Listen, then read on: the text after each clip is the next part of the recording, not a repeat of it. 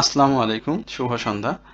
আমরা বেশ কয়েকদিন ধরে আপনাদের সাথে বারবার আলোচনা করছি এই কথাটাই যে ইন্ডেক্সের দিকে আমরা ফোকাসটা না করি। আমরা আমরা যেন আমাদের যে স্টকগুলোতে এন্ট্রি নিচ্ছি বা স্টকগুলোতে আমরা বাই করছি সেই স্টকগুলো যেন আমাদের মার্কেট পরিস্থিতি যেরকমই থাকুক না কেন অবশ্যই যেন প্রফিটটা পবিত্র ঈদুল ফিতরের আগে অন্তত দুইটা তিনটা প্রফিট যেন আমরা ছোট ছোট ট্রেডের মাধ্যমে করতে পারি। তো আজকে মার্কেটের ঊর্ধ্বমুখী সূচনা হয়েছিল, ডে ওপেন হয়েছিল 5,600, যে জায়গাটা আমরা বলেছিলাম যে আর 4.40 পয়েন্টের মতো মার্কেট বাড়লে আমরা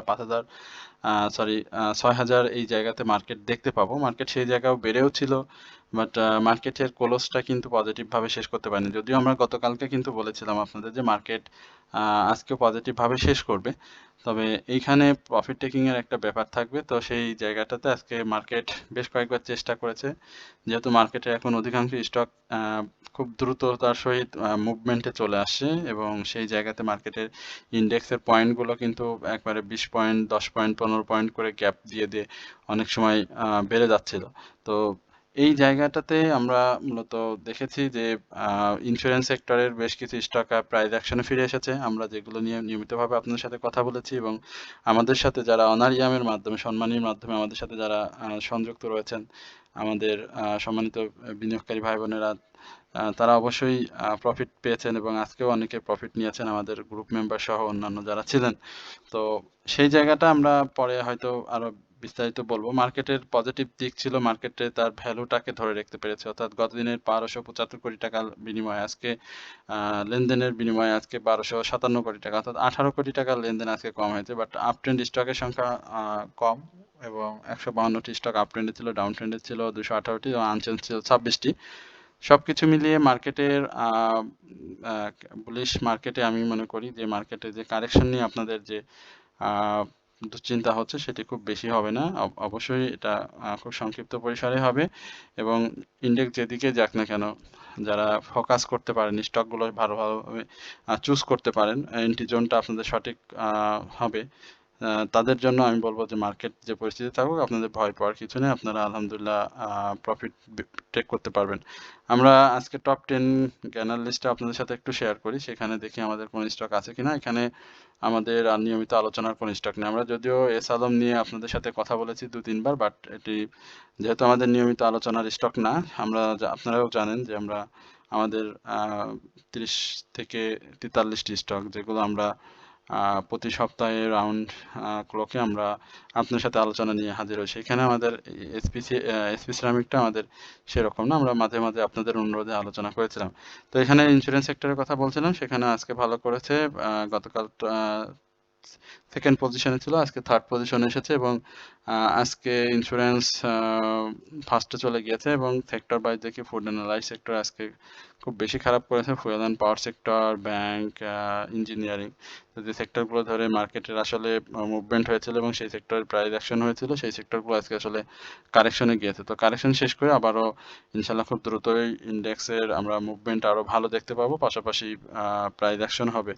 আজকে 42 পিন বারের এই জায়গাটাতে আসলে কিছু সাপোর্টও রয়েছে, এবং এই জায়গাতে খুব অল্প 5,581তে একটা সাপোর্ট রয়েছে, এই সাপোর্টটাকে রেসপেক্ট করবে না, বাট মেজর একটা সাপোর্ট 5,540 এবং 5,399, এই জায়গাগুলো যদি 5,540টা যদি ভেঙে ফেলে, সেটা 5,399 পর্যন্ত মার্কেটের ডাউন ট্রেন্ড চলে আসতে পারে। একটা সময় মার্কেট আপনারা লক্ষ্য করেছেন কিনা জানি না, এই জায়গাটা আপনাদেরকে একটু বলি, সেই সময়টা স্পেসিফিক্যালি আমি আপনাদেরকে একটু বলতে চাই। মার্কেটের একটা সম্ভাব্য ক্যান্ডেল আমরা দেখেছিলাম 10টা 49, যেখানে ইনভার্টেড হ্যামার তৈরি হওয়ার একটা সম্ভাবনা হয়েছিল, এবং এই জায়গাতে ইনভার্টেড হ্যামার যদি তৈরি হয়ে যেত, তাহলে মার্কেটের আসলে ডাউন ট্রেন্ডটা স্বাভাবিকভাবে আরো দীর্ঘায়িত হতো। তবে এখানে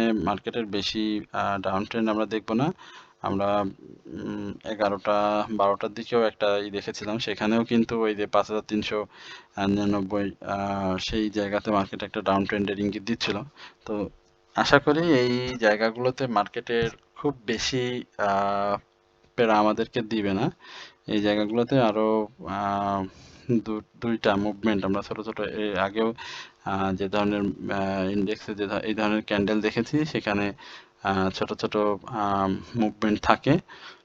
আশা করি আপনারা অহেতুক চিন্তা করবেন না, এবং এই জায়গাটা এবার ব্রেক করলেই মার্কেটের 5674 যেটি বলছিলাম সেই জায়গাতে ব্রেক করার সাথে সাথে মার্কেট 6000 এই জায়গাগুলোতে হিট করবে। তো আশা করি আগামী দিনে মার্কেট আমরা ভালো দেখব। তো যাদের প্রফিট রয়েছে, যেটি বারবারই বলছিলাম, অবশ্যই প্রফিটটা টেক করবেন, এবং প্রফিটের বাইরে চিন্তা করবেন না। যখনই আপনারা প্রফিট পাবেন অবশ্যই প্রফিটটা নেবেন। গতকালকে আমরা সোনালী পেপার আলোচনা করেছিলাম, আজকেও আমরা সোনালী পেপার আলোচনা করব, কারণ সোনালী পেপার নিয়ে আপনাদের অনেক জিজ্ঞাসা রয়েছে। আমরা সোনালী পেপারের এই জায়গাটা দেখতে পাচ্ছি যে আরএসআইটা খুব চমৎকার অবস্থানে রয়েছে, এবং এখান থেকে একটা আরএসআই টান আসবে, এবং সেইখান থেকে 275 প্লাস করে 290 এই জায়গাতে আমরা সোনালী পেপারকে দেখতে পাবো। অর্থাৎ যারা সোনালী পেপারে আছেন আপনারা নিশ্চিত একটা থাকেন, আগামী দিনে আপনাদের এখানে একটা সেল প্রেশার থাকবে এবং একটা ভালো প্রফিট টেকিং এর সুযোগ থাকবে বিনিয়োগকারীদের।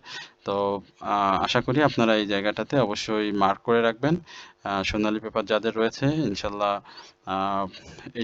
280 আমরা প্রত্যাশা করছি প্রাথমিকভাবে প্রফিট টেকিং হয়ে যাবে।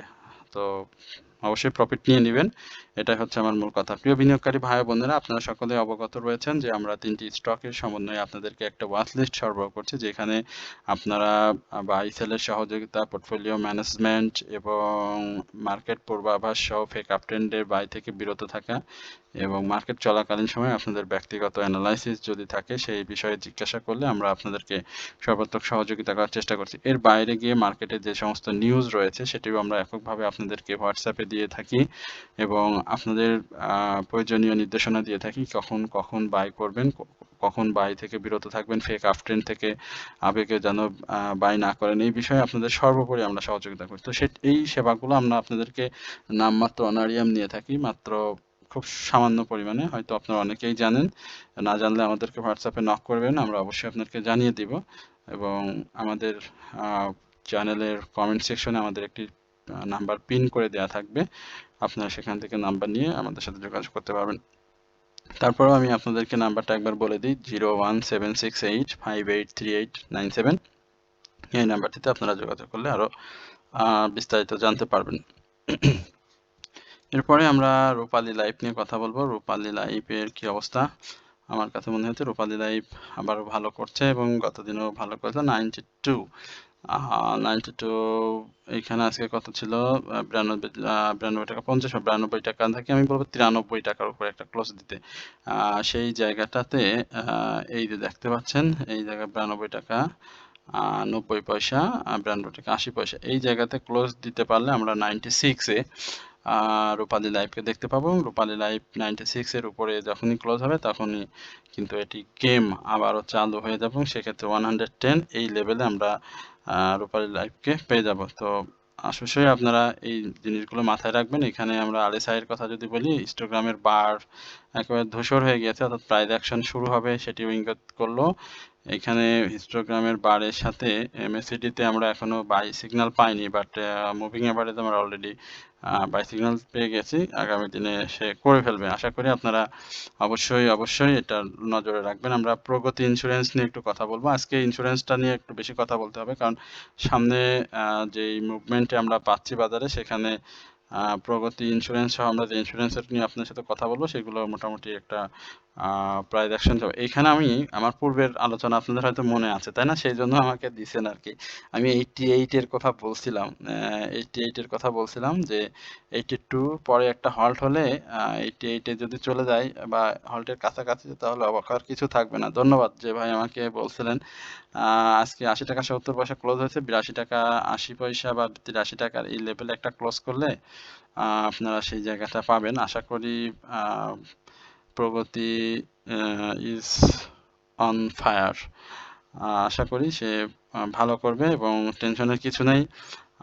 সামনের দিনগুলোতে মার্কেটের আমরা ইন্স্যুরেন্স সেক্টরের মুভমেন্ট অবশ্যই দেখতে পাবো, এবং সেই জায়গাতে আপনাদের যাদের আছে অবশ্যই হোল্ড করবেন, এবং বাই প্রাইস স্বাভাবিকভাবে কারেকশন জোনে ছিল, সেই জায়গাতে অবশ্যই আপনাদের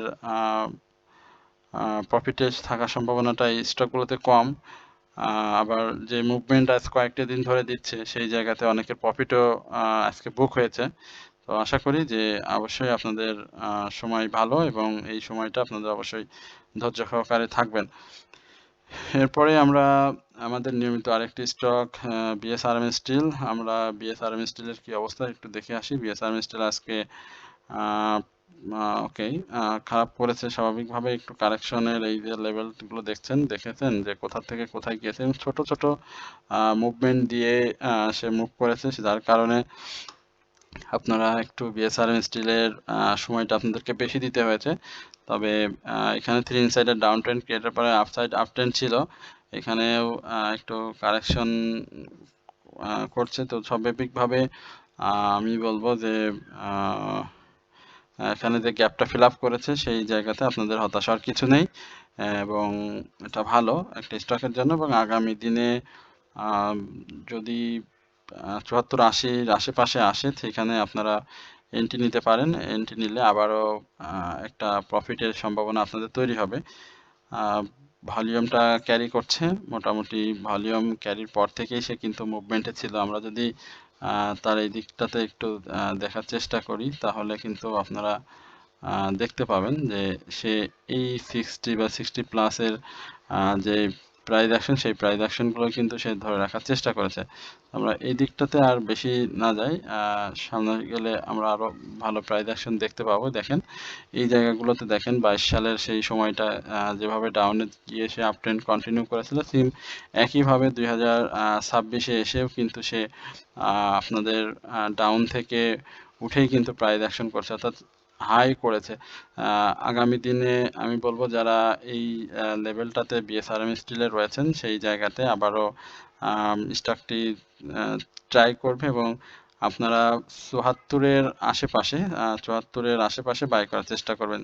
তাহলে আমি আপনাদের একটা নিশ্চিতভাবেই বলতে পারি যে খুব অল্প সময়ের মধ্যে আপনারা এই বিএসআরএম এর থেকে একটা প্রফিট নিতে পারবেন। কারণ আজকে যে সে ডাউন ট্রেন্ডটা ক্রিয়েট করেছে সেটা কিন্তু 1 টাকা 60 পয়সার মতো এবং আজকে লো কিন্তু ছিল 73 টাকা 20 পয়সা।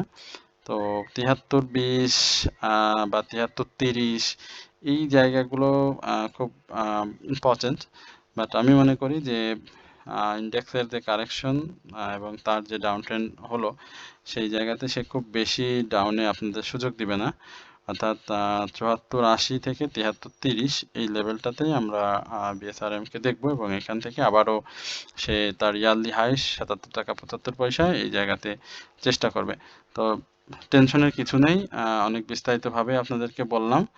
এরপরে পেনিনসুলা নিয়ে আপনারা জানতে চাচ্ছেন। আমরা পেনিনসুলার শেষের দিকে এসে শেষের দিকে এসে কিন্তু ভালো ভলিউম করতে দেখেছি, এটা কি আপনারা খেয়াল করেছেন? পেনিনসুলার যারা খেয়াল করেছেন তারা বলবেন।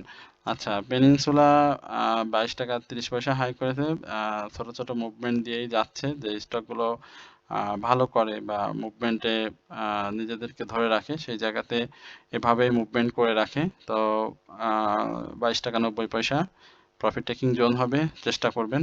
আর যদি উপরে ক্লোজ করতে পারে তাহলে আরও সামনের দিকে মুভ করবে। আশা করি বুঝলে সহজে বুঝে যাবেন। হিস্টোগ্রামের বারগুলো ধূসর হয়ে আসছে এবং সামনে যে সময়গুলো আসছে অবশ্যই বলবো যে মার্কেট পরিস্থিতি পেনিনসুলার পক্ষে না থাকলেও পেনিনসুলা চেষ্টা করবে তার প্রাইসটাকে আরও ঊর্ধ্বমুখী করার। এরপরে আমরা স্কয়ার ফার্মা নিয়ে একটু কথা বলবো। স্কয়ার ফার্মার আজকে প্রাইস অ্যাকশন হয়েছে, যার কারণে স্কয়ার ফার্মাতে যারা বিনিয়োগ করেছেন আমার কাছে জানতে চান। স্কয়ার ফার্মা নিয়মিতভাবেই কথা বলেছি, হ্যাঁ। তো স্কয়ার ফার্মা ভালো করছে একটু। এরা এই ধরনের স্টকে আসলে তো এক দুই বেলার মধ্যে প্রফিট নেওয়া সম্ভব নয়, একটু সময় দিয়ে আপনাদের থাকতে হবে।